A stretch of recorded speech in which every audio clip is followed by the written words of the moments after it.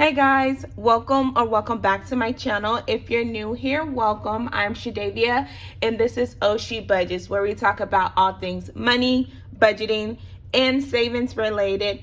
By the title of today's video, you can see I am going to be doing a budget with me for my first paycheck of March. And if you guys check out my thumbnail, then you'll see like there's a lot going on in this budget with me. So before I even get into the video, make sure you go ahead and hit that like button and subscribe to my channel if you haven't already. But I don't like to waste time in my videos. I like to go ahead and get straight to the point. So let's go ahead and get into this video. So for starters, as always, I always budget out $450 for my mortgage, phone, and insurance. And then after that, what's going to be left of my check this week, and this is the first week that I have my new pay rate, but also no overtime. So it's going to look more like my other very similar to my other budget with me's, except a few $100s more. So $842.93 is what's left over after everything's already taken out, like insurance and etc. 401k. So all that's left is $842, y'all. And what happened this period is, instead of the $450 that I normally was able to set aside for these three bills, I'm actually having to put an additional $42 each month or each check in this account, because we did have, well, not we, but my husband had two claims last year, and unfortunately both of our vehicles were a total loss, and then we had to get two new vehicles. And so y'all know what happens, like once they finally closed out the claim, our insurance like almost doubled. Like it was yeah, it's insane, but it is what it is. I was thinking about looking around at different carriers, but honestly it's gonna be the same, because we went from being completely claim free like our entire driving history until last year having two claims. So I mean, it sucks, but like I said, it's life. It is what it is. So now I'm just going to be putting an additional $42 in this account. So each time I do my budget with me, instead of the normal $450, then I'll be putting the $492 moving forward. So I just wanted to show you guys that and let you guys know like what's changing with these bills. I do have my mortgage analysis this month as well, so we'll see if any adjustments need to be made with that. But I'm hoping, I'm hoping and praying that our mortgage could possibly decrease because of the taxes and some overage that we had in our escrow account. But I'm still waiting to hear back from that. And then, with the market nowadays, I'm just kind of anticipating an increase, but I don't know. We'll see when it comes to that time. So that's those top bills that goes into that separate account, and then that's gonna leave me with $800.93 that I'm gonna be budgeting out for the remainder of my bills for this paycheck, and also my cash envelopes and any savings challenges that I'm gonna be doing. So for Smug Mug, because I still have yet to cancel it, and apparently I just like wasting money, it's gonna get $13.86 for this paycheck.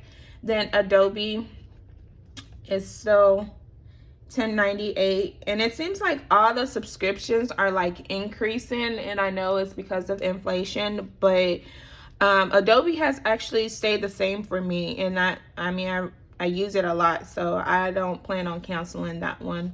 My credit union of Texas is getting the minimum balance, the minimum amount due, which is $23, because I am still doing my debt snowball, and as of right now, it is the highest balance credit card. So I'm still just putting the minimum balance on that. which is at $23. My car note is getting half regardless, so it always gets half. And I think my next payment isn't due until like, I don't know, April. So when I make this payment, then the next one will due for May. So I'm already ahead on my car note, but I still like to pay it every 2 weeks when I get paid, just so I can go ahead and start knocking off that principal balance, that daily interest, and just being able to pay off the loan faster. And the Navy Federal, which is another card that I have, is getting $80 this week. And I think I have like a balance of, I want to say like $360 on there. So let's see. So if I take that 360, so it'll be like 281. I'm just gonna round down like 280. That'll be left on that card. And I'm thinking what I'm gonna do is like between my next 2 checks, I'm just gonna split that in half, and I'm just gonna like really just go ahead and pay that off, and then I can go ahead and move on to my my next debt, like my last credit card debt actually, which would be my credit union card. I think it has like 1,000 or 1,100 on it. But let's see, after the 893 minus the 1386 minus 1081 minus 23 minus 272.50 minus 80, it's gonna leave me with $476 that I get to put into my cash envelopes and my savings challenges.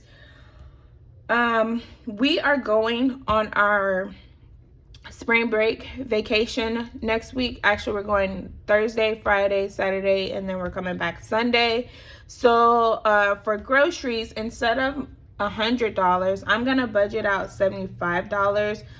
I don't know if we'll spend all this or not, but I am going to keep it at $75 because I feel like that should be enough to last us the days that we're going to be here. Since we already have our separate food budget for vacation, I don't think there's, it makes sense to just stock on food and or meal plan for those days when we're not going to actually be here. So that's why it's only getting $75 this week. For gas, I just filled up, and if you follow me on Instagram, you see that it took me $68 like to fill up my tank. I'm grateful that I was able to do that, but also like, okay, I'm not going anywhere. I already work from home. Like, I don't want to go anywhere. Like, I want my gas to last me for a whole entire 2 weeks. Like, and it did for the most part for this last 2 weeks, because it was like maybe like 3 days before payday that I actually needed to get gas. And so I still had my $60 from my last budget with me that I was planning to use for gas. And so it actually, like, I feel like I did really well.